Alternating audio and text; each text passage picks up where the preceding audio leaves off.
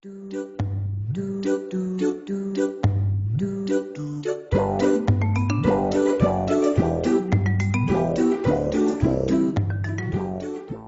nos encontramos en el Parque Metropolitano Bosques de San Carlos.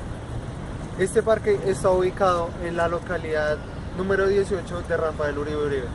Este parque es muy importante para los barrios de Pijaos, Bosque de San Carlos, Quiroga, Olaya y San José. Entonces vamos a dar un recorrido. Ya. En este parque lleva en remodelación desde el 2006, el cual se ha venido adecuando para que sus zonas sean más estables para la gente.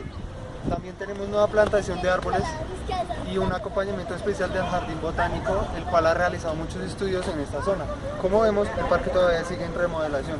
El parque no podrá ser muy grande como los demás, pero tiene su espacio para todos los escenarios deportivos que se necesitan.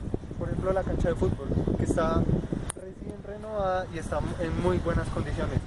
Hacia ese lado de allá tenemos ciclovías y tenemos un parque para niños.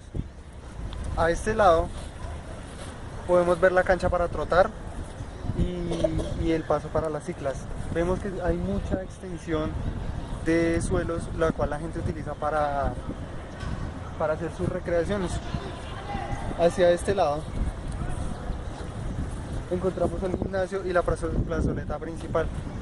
Esto, como vemos, está recién construido y se le da muy bueno. Como mencionaba antes, este parque cuenta con muchas atracciones para los niños y amplias zonas verdes en las cuales pueden aumentar su recreación.